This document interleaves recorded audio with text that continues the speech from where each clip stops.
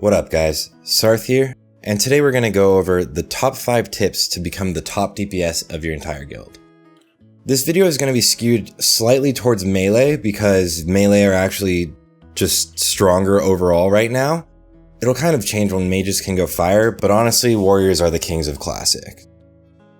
Alright, let's get right into it. So I'm actually going to start things off with a bonus tip. This one is going to be a rogue specific tip. It might apply to warriors, but I haven't actually been able to test it yet. But even though it's a rogue specific tip, it is helpful for most classes just to know and understand. It's something that can make you easily do a couple hundred more DPS on a fight. I'll put a timestamp in the description when the actual first tip starts so you don't have to watch this. But it's such an easy thing, but something that you really would never know if you weren't a min-maxer in Classic or didn't play private servers. So here it is, tip 0, or I guess bonus tip number 1. As a rogue, you want to use your abilities that can proc a double hit, anything from Wind Fury, Hodge, or Sword Specialization. You want to use all of those abilities after a weapon swing. If you use them before a weapon swing or in the middle of a weapon swing, it actually can reset your weapon swing timer on your main hand weapon, and if that happens, you're basically missing out on an entire swing. So to show you guys what this looks like, I actually bought a low-level sword, took off most of my armor, and got a shaman to come with me to test things out. You'll see here that when I'm using Sinister Strike, if it procs Wind Fury, it'll reset my weapon swing timer. This basically means you're missing out on a weapon swing. And as a melee class, your auto attacks will always be your top damage dealing ability. And it's not really even an ability. So resetting a weapon swing in the middle of the swing is wasting time and taking away a lot of DPS that you could be doing. So with this tip, all you have to do is use your abilities after a weapon swing. It's that simple. If you get an energy tick before the weapon swing timer, just hold off on pressing that button. If you're gung-ho and just spamming the button, it's honestly not going to help you. As a range class like a mage, you're spamming Frostbolt the entire fight, but with a melee, there's a little more nuance to it, and it can drastically increase your DPS. Alright, with that bonus tip out of the way, let's get right on to the real meat of the video. The first tip I have for you guys is know your class. This honestly is going to sound pretty broad, and it's honestly the easiest thing to think about when you want to get better. But unless you've been literally playing this exact version of the game for the past 10 to 15 years, then a lot of us don't really know how to improve. I know I didn't. So whether you're new to the World of Warcraft or you've been playing consistently for over a decade and playing the other expansions like Burning Crusade and more, there's a lot of nuances in the classic client that most people don't know about. And there's a lot of ways to min-max that aren't so intuitive. Like I mentioned in the first part, a huge portion of knowing your class is knowing the little things. You may have read up on or watched videos about your rotation and talent, but there's honestly very few in-depth guides out there because everything changes from situation to situation. One fight you may save cooldowns till the end, like a warrior saving recklessness for an execute phase, but that's usually in a longer fight, right? Some groups kill bosses in 30 seconds, so you're going to have to use your abilities sooner. Other fights, you might use your cooldowns or abilities right when the optimal conditions are met. What I mean here is waiting for something like Sunder Armor stacks, Winter's Chill, or anything like that. Other optimal conditions can really be when adds are stacked up on the boss so you can get the most out of your cleave, because cleave is the best way to improve your parse no matter what, so that's just how it is. But this also pertains to optimizing everything you do throughout the entire raid. Sometimes there's trash that you can use all of your cooldowns on, like the very first pull of Molten Core, and you'll have your cooldowns back by the first boss. If you're in a slower group, honestly, you can probably use your cooldowns a lot of times during trash. But hopefully after watching my next guide, that won't be an issue. Knowing your class goes a lot farther than just knowing when to use your cooldowns and abilities. It's knowing how exactly to optimize your DPS in each different situation. This is kind of a learning curve for everyone. I honestly was pretty terrible at it at the start of Classic, even after reading guides, watching guides. It's just guides can be so broad. It took a lot of practice, and more specifically, it took me reaching out to a lot of the best people in the world at my class. In PvP, you can watch the best streamers because they're easy to find, and they're usually the popular ones. As a rogue, you can watch people like Peo, Shiro, or Savix because they're all just insanely nutty at PvP. But PvE is a little different. You kind of have to individually talk to the best parsers in the world because they've been min-maxing Classic for what seems like forever. They're extremely focused and they know exactly what to do. Guides online like Icy Veins can be pretty broad. They can tell you the pre-bis or bis lists, but sometimes those are actually out of date because of the way that the Classic client is. There's things like Shadowcraft set being really powerful, actual hit cap being lower than what we expected. Things that people that are min-maxers and doing theory crafting will actually figure out, and most people in the population don't need to, because someone's going to share that information. So what the average or even above average person should do is talk to someone who's doing this. Someone who's spending all their time focusing on min-maxing. You can reach out to people that you see with the highest parses on Warcraft logs because generally World of Warcraft Classic is their passion. And a lot of people love to talk about their passion. It's just innate in humans. So the first tip is to go out and learn everything there is to know about min-maxing your specific class. Each class is different, and there's a ton of smaller streamers or crazy parsers that would love to discuss these things with you. I'll specifically be doing a rogue guide as soon as possible that will go over every single encounter in Molten Core, so you can start your year off pushing those parses, destroying the DPS, and also because Black Moon Layer is about to come out. Hopefully I'll have a video out for BWL sooner, but that's going to take me learning each individual encounter a lot better. But on that note, let's move on. That leads us to our next tip, maximizing uptime. Now what this really means is you want to make sure that you are maximizing your uptime of all abilities and DPS. This goes with cooldown usage because you want to use your cooldowns at an optimal time. This can change depending on what sort of raid you're in. If you're in a speed run or a casual raid or a pug, everything can be a little different. So you're going to have to read your situation and decide for yourself the best ways to maximize your uptime. What I mean by this is using your CDs at an optimal time. So in speed runs, you can pop your CDs early in a fight right at the beginning, and the boss will usually die by the time your CDs are over. This gives you 100% uptime on your CDs during the fight. But in most runs, you want to use your cooldowns at the time that will give you the most DPS boost. Basically when you can get the most out of them. So say you're in a boss fight that has adds. If you're fighting the adds on top of the boss, you want to use your cooldowns as the adds are stacked on top of the boss. Usually if you're in a raid that does that, you'll probably be DPSing the boss individually and letting your cleave hit the adds. Most raids tend to actually fight adds individually outside of the boss, or stack the two adds or whatever and then fight the boss. If this is happening, then what you want to do is use your cooldowns when you're using your cleave abilities. What this really means is you're using your biggest DPS abilities when you're able to hit 2 or more targets. That will maximize your DPS overall. Another key part of maximizing your uptime is making sure that you're doing something at all times. So if you're fighting a boss and the boss is moving, you want to make sure that you're moving with the boss so that at no point you get out of range and you miss out on a weapon swing.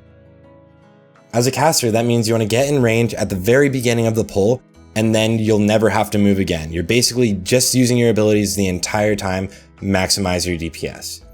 And of course, as a melee, that means you want to get in as close to the boss as possible right at the beginning of the pull, and right when your tank has aggro to be using your abilities at the best times.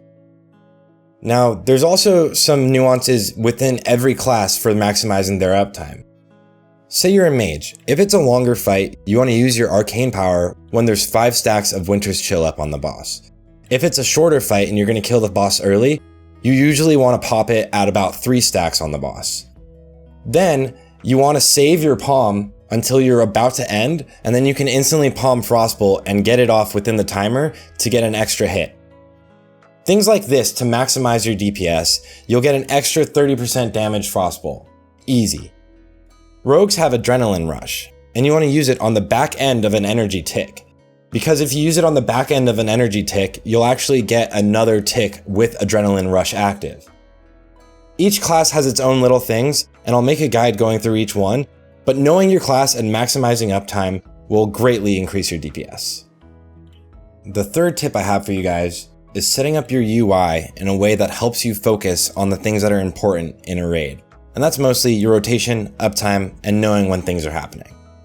This encompasses everything from the obvious add-ons that you should be having, like deadly boss mods, damage meters, and a threat meter, to things that are a little more specific, like weak auras, that you can customize yourself or find online at wayyyy.io. I'll put a link in the description.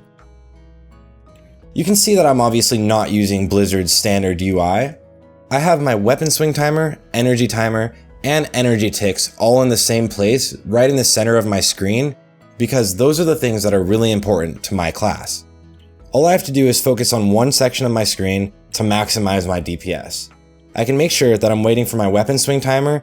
I also have my slice and dice right above that to make sure that I keep 100% uptime on that ability. I can see when I have more combo points to use an eviscerate, or if I don't have enough time and have to wait for another slice and dice. Pretty much what I'm saying here is download or customize your UI in a way that helps you. Everyone's different, obviously. I set up these weak auras in a way that help me because I can just basically focus on one section of my screen.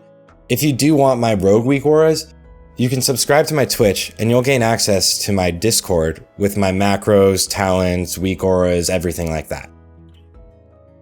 Having your UI set up in a way that's optimal for you will just make things easier, and you can focus on doing the most DPS possible. The next tip is preparedness. Being prepared for a raid can more than double your DPS. This means having all of the right consumables, all the right world buffs, and knowing the fights. Each class has their own consumables. It kind of separates between melee and ranged, but each individual class can have some of their own separate consumables. What this means is you're going to end up spending gold before the raid to make sure that you can do the most DPS in the raid. This ranges from straight up DPS increased consumables, stuff like Winterfall Firewater, Juju Power and Juju Might, Elixir of the Mongoose, whatever your food buff is. So for me, it's grilled squid. If you're a caster, that means having greater arcane pots, but it also means having the sustained consumables in the fights. So this can change per fight, but it's always the same in each boss encounter. What I mean is, for Ragnaros, you generally want greater fire protection pots. If you're cleave fighting Major Domo, you're going to want greater shadow resistance pots. For Shaz, as melee, you're going to want 2 greater arcane resistance pots, then you can actually stay in and do as much DPS as possible. Melee can do huge DPS on Shaz, he has such low armor, you're going to crush him. But if you don't have greater arcane resistance pots, you're going to get wrecked by the arcane explosion. The other pots that are important can actually differ between melee and ranged.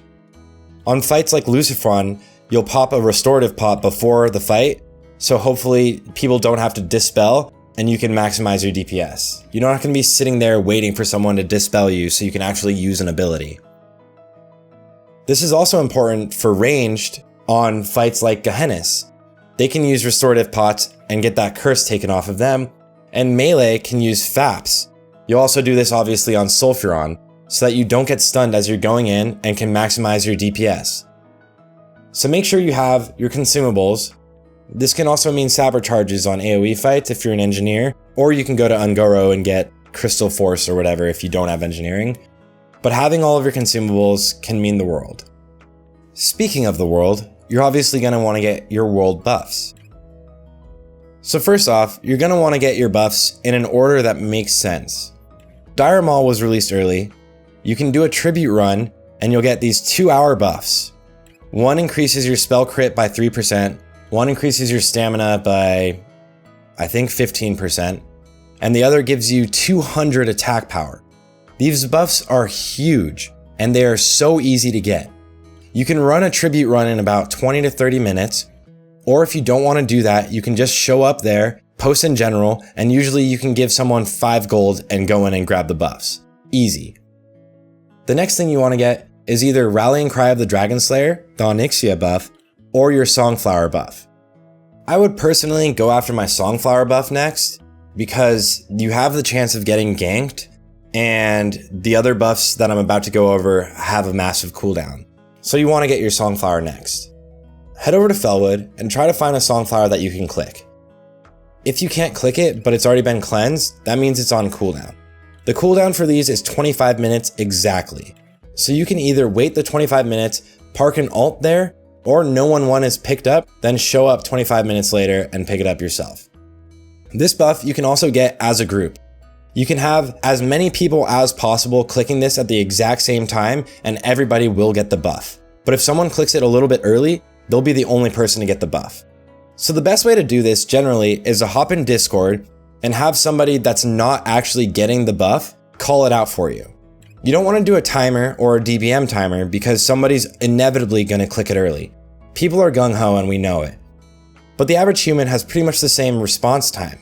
So if you have somebody in Discord who's not getting the buff themselves, do something like ready, and then wait a random amount of time, and then just say, go. Everybody clicks it right on the go, and everybody should get the buff. Honestly, this has worked every single time for me, and it should for you as well. If the person in Discord is also getting the buff themselves, that can be a problem because there is a tiny bit of Discord lag. So make sure you have somebody that's not getting the buff do the call out for you.